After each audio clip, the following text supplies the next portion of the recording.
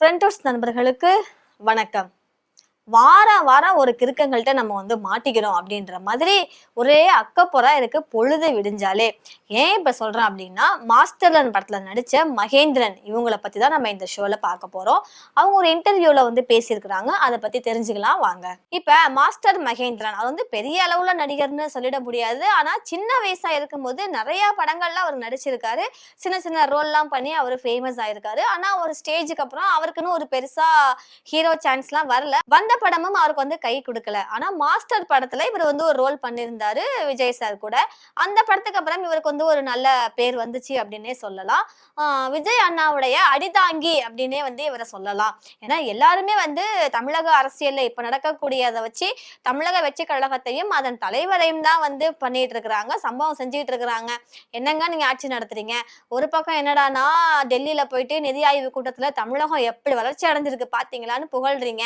ஆனா இந்த பக்கம் நீங்க என்ன பண்ணிட்டீங்க தமிழ்நாட்டுக்கு அப்படின்றீங்க. சோ பொய்யா பேசிட்டு திரியுறீங்க அப்படின்ற மாதிரியும், இரண்டாவது ஒரு பிம்பத்தை நீங்க கட்டமைக்கிறீங்க. இதுக்கு முன்னாடி இருந்த ஆட்சிகள்ல தமிழ்நாட்டுக்கு எதுவுமே செய்யலன்ற ஒரு பொய்யான பிம்பத்தை மக்கள் தலையில கட்டுறீங்கன்றாங்க. ஆனா அதை விட்டுறலாம். இப்ப மாஸ்டர் படத்துல நடிச்ச மகேந்திரன் அவங்க என்ன இன்டர்வியூல பேசியிருக்காங்கன்னு பாத்தீங்கன்னா, இந்த பவர் கட் இஷ்யூ சம்பந்தமா கேள்வி வந்திருக்குது. அதுக்கு அவர் என்ன சொல்றாருன்னா, விடுங்க ஒரு நாள் தானே, பவர் இல்லைன்னா என்ன, அதுக்காக நீங்க கேள்வி கேட்காதீங்க, 6 மாசம் டைம் கொடுங்க, ஒரு நாள் தானே கரண்ட் இல்ல, இருந்துட்டு போட்டுமே, நீங்க ஜாலியா இருங்க, இல்லைன்னா என் வீட்டுல கரண்ட் எடுத்துக்கோங்க, இல்லைன்னா இந்த சோலார் பவர்னு சொல்லக்கூடிய அதை யூஸ் பண்ணிக்கோங்கன்னு சோலார் சிஸ்டம்ன்றாரு. சோலார் சிஸ்டம்ல கிட்டத்தட்ட 8 பிளானட்ஸ் இருக்குது. எல்லா பிளானட்லயுமே கரண்ட் எடுக்க சொல்றாரா என்ன அப்படின்றது தெரியல. நம்ம சூரிய குடும்பத்துல இருக்கக்கூடிய 3வது கோளான பூமியில தான் வாழ்றோமான்றதே அவருக்கு ஒரு பெரிய டவுட்டா இருக்குது. ஏன்னா ஒன்ஸ் அ தற்குறி ஆல்வேஸ் அ தற்குறி அப்படின்ற மாதிரி ஒரு டயலாக் இருக்குது. இவர் சின்ன வயசுலயே அது மாதிரிதான் இருந்திருக்காருன்ற மாதிரி சில சம்பவங்களும் இருக்கு. ஏன்னா சூரிய வம்சம் படத்துல பேரன் கேரக்டருக்கு ஒரு குழந்தை வேணும், ஒரு ஆண் பிள்ளை வேணும்ன்ற மாதிரி தேடி இருக்கிறாங்க. அப்ப இவரை சூஸ் பண்ணலாம். இவர் நல்லா டயலாக் டெலிவரி கொடுப்பாரு, நல்லா நடிப்பாரு, ஓகே, கொஞ்சம் ஃபேமஸான சைல்டா இருக்கிறதுனால நம்ம இவங்களை கூப்பிட்டுக்கலாம் சைல்டு ஆர்டிஸ்டுக்குன்னு மகேந்திரனை செட்டுக்கு கூப்பிட்டு போயிட்டு இருக்காங்க. அப்ப டைரக்டர் முன்னாடியே அவர் போயிட்டு ஆங்கிள் எங்க வைப்பீங்க, எத்தனை ஷாட் எடுப்பீங்க, என்னோட டயலாக் என்ன, நான் எப்படி பெர்ஃபார்ம் பண்ணணும் அப்படின்ற மாதிரி என் கூட யார் யாரெல்லாம் நடிக்கிறாங்கன்ற மாதிரி ரொம்ப மெச்சூர்டா, எப்படி சொல்றது, ஒரு சூப்பர் ஸ்டார் ரேஞ்சுக்கு அவங்களே சைலண்டா தான் இருப்பாங்கன்னு வச்சுக்கோங்களேன். ஆனா இவரு ரொம்ப தற்பெருமை பீத்திக்கிட்டாரு. எனக்கு எல்லாமே தெரியும், ஏன்னா கேமரா ஆங்கிள்லாம் கேமராமேனுக்கோடது, ஹீரோவோ இல்ல ஹீரோயினோ இவங்களோ பண்ண தேவையில்லை. சைல்டு ஆர்டிஸ்ட் இவங்கெல்லாம் ஜஸ்ட் டயலாக் என்ன, அதுக்கான எக்ஸ்பிரஷன் என்ன, அதுதான் அவங்க கொடுத்துட்டு வரணும். ஆனா இவர் என்ன பண்ணிருக்காரு, எனக்கு எல்லாமே தெரியும், நான் எக்ஸ்பீரியன்ஸ்டு பர்சன், சினி ஃபீல்ட்ல நான் பழந்தின்னு கொட்டை போட்டவன் அப்படின்ற ரேஞ்சுக்கு இவர் பேசியிருந்தாரு. அதனால டைரக்டர் ரொம்பவே கடுப்பாகி, இவ்வளோ தற்பெருமை பேசுற குழந்தையா இருக்குது, இந்த புழு நெருப்புன்னு சொல்லுவாங்க இல்லையா, அந்த மாதிரி இருக்கிறாரே இவருன்ற மாதிரியும், இரண்டாவதாக இவன் என் கண்ணு முன்னாடி இருந்தா நான் கண்டிப்பா அடிச்சிடுவேன், இவனை போ சொல்லு அப்படின்ற மாதிரி. அதற்கப்புறம் ஒரு பெண் குழந்தைய அந்த கேரக்டருக்கு சூஸ் பண்ணி அந்த குழந்தைய அந்த கேரக்டர்ல ஆண் கேரக்டர்ல நடிக்க வச்சாங்க. ஒரு பொண்ணை பேரன் கேரக்டர்ல நடிக்க வச்சாங்க. அந்த படம் செம்ம ஹிட். அந்த யானை சீன்லாம் பயங்கரமா இருக்கும். அந்த பொண்ணுடைய பேர் ஹேமலதா. இப்ப சீரியல் ஆக்ட்ரஸா இருக்கிறாங்க. ஆனா இப்போதைக்கு நம்ம கண்ணுல தென்படல. ஆனா தென்றல் இது மாதிரி சீரியல்ல அவங்க நடிச்சிருக்கிறாங்க. சோ அன்னைக்கே அவர் கணிச்சிருக்காரு, இவர் இப்படிதான் தற்குறி மாதிரிதான் பேசுவாரு அப்படின்ற மாதிரி. இன்னைக்கு இருக்கிறவங்கள தற்குறின்னு சொல்றது பெரிய ஆச்சரியம் இல்ல. ஆனா 90ஸ்லயே இவர் தற்குறி அப்படின்றத டைரக்டர் கண்டுபிடிச்சிருக்காரு. கண்டுபிடிச்சு அவனை போ சொல்லுன்ற மாதிரி அனுப்பியிருக்காரு. இன்னும் நிறைய சம்பவங்கள் இருக்குன்னே சொல்லலாம். இந்த இன்டர்வியூல இவர் இந்த மாதிரி பேசியிருக்காரு. கரண்ட் இல்லைன்னா என்ன, ஒரு நாள் தானே அப்படின்ட்டு. ஆனா அந்த ஒரு நாள் தூக்கம் இல்லைன்னா, தூங்காதவங்களை கேட்டாதான் உங்களுக்கு தெரியும். ஏன்னா பகல் நேரத்துல அவங்க கூலி வேலைக்கு போகலாம், கட்டிட வேலையோ இல்ல ஏதாவது கூலி வேலை இந்த மாதிரி போகலாம், விவசாய வேலைக்கு போகலாம், உடம்பை வருத்தி செய்யக்கூடிய வேலைகளுக்கு அவங்க போகலாம். நைட்டு நம்ம தூங்கலான்ற ஒரு நிம்மதியோட அவங்க வருவாங்க. ஏன்னா தூக்கம் தானே அது ஒரு மருந்து மாதிரி. நம்ம தூங்கினாலே நம்ம உடல் உறுப்புகள் நல்லா இருக்கும், ஃப்ரெஷ்ஷா இருக்கும். கண்டிப்பா 8 ஹவர்ஸ் ஸ்லீப் வேணும். அதுவும் நைட் டைம்ல ஸ்லீப் வேணும். நைட் ஷிஃப்ட்லாம் போவாதீங்கன்னு டாக்டர் அட்வைஸ் பண்ணிட்டு இருக்காங்க. ஆனா இவர் என்ன சொல்றாரு, ஒரு நாள் தானே தூங்காதீங்க, ஒரு நைட்டு தானே கரண்ட் இல்லைன்னா என்ன, இது வரைக்கும் ஜாலியா தானே இருந்தீங்கன்ற ஒரு வார்த்தையை முன் வைக்கிறாரு. அப்ப அவர் என்ன சொல்றாருன்னு தெரியல. இது வரைக்கும் நீங்க ஜாலியா இருந்தீங்கன்னா எம்.கே. ஸ்டாலின் அவங்களுடைய ஆட்சியில நீங்க ஜாலியா இருந்தீங்க, இப்ப கஷ்டப்படுங்க அப்படின்னு சொல்றாரா என்னன்னு தெரியல.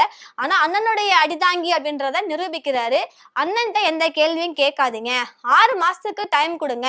இப்ப என்ன அதனால, கரண்ட் தானே இல்ல, என் வீட்டுல வந்து எடுத்துக்கோங்க, இல்லைன்னா நீங்க இன்வெர்டர் வாங்கிக்கோங்க, யூபிஎஸ் வாங்கிக்கோங்க, சோலார் பவரை யூஸ் பண்ணிக்கோங்க அப்படின்ற மாதிரிலாம் இவர் சொல்லிட்டு இருக்காரு.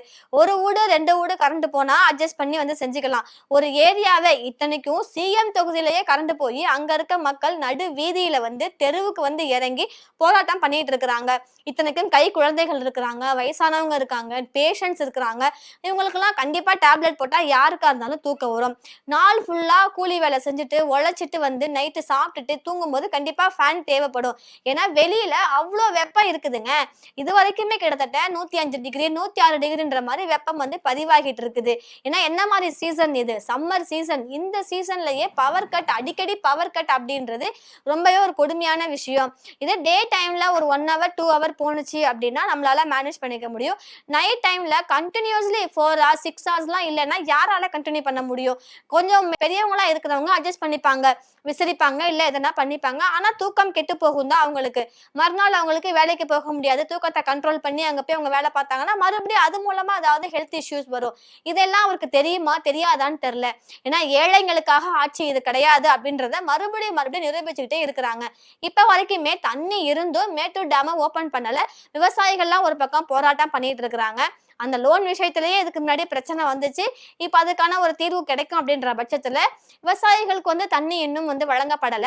ஆனா விஜய் என்ன பண்ணிருக்கிறாங்க, கொல்லூர்ல இருக்கக்கூடிய மூகாம்பிகை கோயிலுக்கு போய் தரிசனம் பண்ணிருக்கிறாங்க.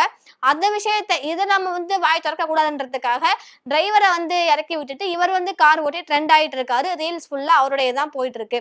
சோ நீங்க ரீல்ஸ்ல ஃபர்ஸ்ட் இருக்கிறது பிரச்சனை கிடையாது. நிதி ஆய்வு கூட்டத்துல போயிட்டு தமிழ்நாடு இத்தனை இடத்துல முதலிடம், பெண்கள் வேலைக்கு போறாங்க, பாதுகாப்பா இருக்கிறாங்க, கல்வியில ஜிடிபில எல்லாமே பெஸ்டா இருக்குன்னு நீங்க பேசிக்கிறீங்க பாத்தீங்களா, அதுதான் அங்கதான் நீங்க வந்து ஃபர்ஸ்ட் நிரூபிக்கணும். ரீல்ஸ்ல நீங்க தான் ஃபர்ஸ்டா இருக்கீங்க, ட்ரெண்டிங்ல நீங்க தான் ஃபர்ஸ்டா இருக்கிறீங்க, உங்களை வச்சு தமிழ்நாடே பை பண்ணிட்டு இருக்கிறாங்கன்றது இம்பார்ட்டன்ட் கிடையாது இந்த இடத்துல அப்படின்றத மகேந்திரன் அவங்களுக்கு தெரியப்படுத்தணும். இரண்டாவது, ஏழைங்க இருக்கிறாங்க நம்ம தமிழ்நாட்டுல, நிறைய பேர் ஏழைங்க தான் இருக்கிறாங்க. அதுவும் சென்னையில கூலி வேலை செய்யறவங்க, கஷ்டப்படுறவங்க, நாள் ஃபுல்லா ஹார்ட் ஒர்க் போடுறவங்க தான் அதிகம்ன்றது அவருக்கு தெரியல. இவர் வந்து ஏசி போட்டு தூங்கிடுவாரு. இவர் வீட்டுல இன்வெர்டர் இருக்கலாம், இல்ல யூபிஎஸ் இருக்கலாம், இது மாதிரி எதனா இருக்கலாம். இவங்க வந்து பவர் கட் ஆனா கூட அதற்கான அடிஷ்னலா இருக்கக்கூடிய மாற்று சாதனத்தை இவங்க யூஸ் பண்ணி எலக்ட்ரிசிட்டியை வர வச்சு இவங்க யூஸ் பண்ணிட்டு இருப்பாங்க. ஆனா சாதாரண ஏழைங்க வந்து என்ன பண்ணுவாங்க, இந்த பவர் கட்னால மனுஷங்க மட்டும்தான் துன்பப்படுறாங்களா, மனுஷங்களுக்கு மட்டும்தான் கஷ்டமா அப்படின்னு கேட்டா கண்டிப்பா வந்து கிடையாது. இது மூலமா வந்து ஏசி ஸ்பாயில் ஆகுது, டிவி ஸ்பாயில் ஆகுது, எல்லாமே ஸ்பாயில் ஆகுதுங்க. ஏன்னா எல்லாத்துக்குமே நம்ம ஸ்டெபிலைஸ் வைக்க முடியுமா அப்படின்னு கேட்டா கண்டிப்பா முடியாது. அப்படியே வச்சா கூட கரண்ட் போயிட்டு போயிட்டு வர்றதுனால அது அடி வாங்குது. அது அடி வாங்கினா என்ன ஆகும், அந்த பொருளை தூக்கி போட்டுட்டு புதுசா தான் வாங்கணும். அந்த பொருளோட இஎம்ஐ கட்டிக்கிட்டும் இருக்கலாம், இல்ல கட்டி அப்பதான் முடிஞ்சிருக்கலாம். ஒரு பொருள் வாங்கினா அது 10 years இருக்கணும் அப்படின்றது ஒரு குடும்பத்தோட எதிர்பார்ப்பா இருக்கும். ஒரு ஃப்ரிட்ஜ் வாங்கினா 20 years இது வந்து உழைக்கணும்ன்ற மாதிரி இருக்கும். ஆனா 2 மாசத்துலயோ 2 வருஷத்துலயோ போயிடுச்சுன்னா நமக்கு எப்படி இருக்கும், மறுபடியும் நமக்கு அதுக்கு இன்வெஸ்ட் பண்ணி வாங்கணும் இல்லையா. இதெல்லாம் வந்து அவருக்கு தெரியல. ரொம்ப லெத்தாஜிக்கலா சொல்றாரு. இது வரைக்கும் ஜாலியா தானே இருந்தீங்க, இப்ப கொஞ்சம் கஷ்டப்படுங்க, இது வரைக்கும் நீங்க சொகுசா தானே இருந்தீங்க அப்படின்றாங்க. என்ன சொகுசா இருந்தாங்க மக்கள்ன்றதை இவருக்கு வந்து தெரியல. அதுவும் இந்த 1 மாசமா எல்லா தொகுதியிலுமே வந்து போராட்டம் நடக்குது. இதுக்கு ரீசன் என்ன சொல்றாங்க அப்படின்னா, ஃபியூஸ் கேரியரை புடுங்கிட்டு போயிடுறாங்கன்ற மாதிரி சொல்றாங்க. ஆனா இதுக்கான ஆதாரங்களை வந்து அவங்க சொல்லல. டிவிகே சார்பா ஒரு எம்எல்ஏவே, திருவிக நகர் எம்எல்ஏவே பல்லவி அவர்களே வந்து சொல்லியிருந்தாங்க, இது மாதிரி டிஎம்கேவை சார்ந்தவர்கள் தான் ஃபியூஸ் கேரியர் வந்து புடுங்கிட்டு போறாங்கன்னு. ஆனா என்னன்னா வாய் இருக்குன்னு நம்ம சொல்லிட முடியாதுல எல்லாத்தையும், அதுக்கான ஆதாரங்கள் வேணும்ல. ஒரு பிரஸ் மீட்ல அவங்க வந்து கொடுக்குறாங்க, ஒரு பதவியில இருக்கிறவங்க, அரசாங்க உத்தியோகத்துல இருக்கிறவங்க, எம்எல்ஏவா இருக்கிற ஒருத்தவங்க பேட்டி கொடுக்குறாங்கன்னா அதுக்கான ஆதாரம் அவங்க கிட்ட இருக்கணும். இல்லைன்னா அவங்க தலைவர் மாதிரி கேமரா பார்த்தா மைக் பார்த்தா பேட்டி கொடுக்காம மௌனமா அவங்க வந்து போயிடணும். ஆனா இவங்க வாயை கொடுத்து மாட்டிக்கிட்டாங்க. 3 நாளுக்குள்ள அவங்க மன்னிப்பு கேட்டாகணும்ன்ற மாதிரி டிஎம்கேவை சேர்ந்த வக்கீல் சரவணன் அவர்கள் வந்து மனு போட்டிருக்காங்க. ஸோ அது ஒரு இஷ்யூ போயிட்டு இருந்தாலும் இது மாதிரி டிஎம்கே மேல என்ன பள்ளி போடலாம், எல்லாத்துக்குமே இவங்க மேல பள்ளி போடலான்ற மாதிரி தான் அவங்க இருக்கிறாங்க.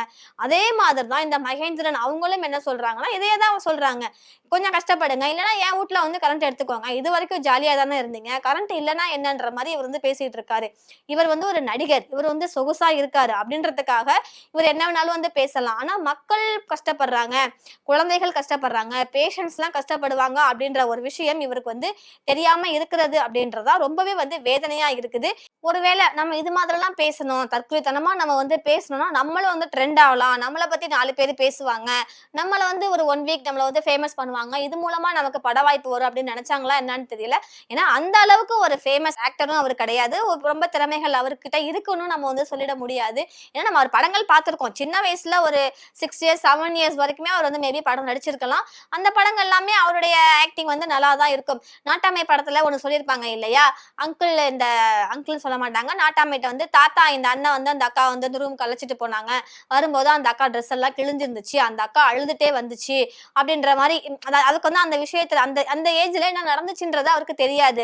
அது தெரியாததுனால அவர் ஜஸ்ட் பார்த்ததை சொல்லியிருப்பாரு.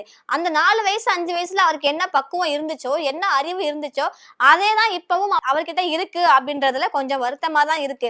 ஏன்னா தமிழ்நாட்டு மக்கள் கஷ்டப்படுவாங்க, பவர் இல்ல, கரண்ட் இல்ல அப்படின்னா ஒரு நார்மலா இருக்கக்கூடிய மிடில் கிளாஸ்லயோ இல்ல லோ கிளாஸ் ஃபேமிலிலயோ எவ்வளவு கஷ்டப்படுவாங்க. வெளியில இவ்வளவு வெயில் உக்கிரமா அடிச்சிட்டு இருக்கும்போது, இவ்வளவு ஹாட்டா சென்னை இருக்கும்போது வீட்டுக்குள்ள எப்படி இருக்க முடியும், ஃபேனோ ஏசியோ இது மாதிரி சாதனங்கள் இல்லாம எப்படி இருக்க முடியும் அப்படின்றத ஒரு சின்னதா கூட அவர் யோசிக்கல.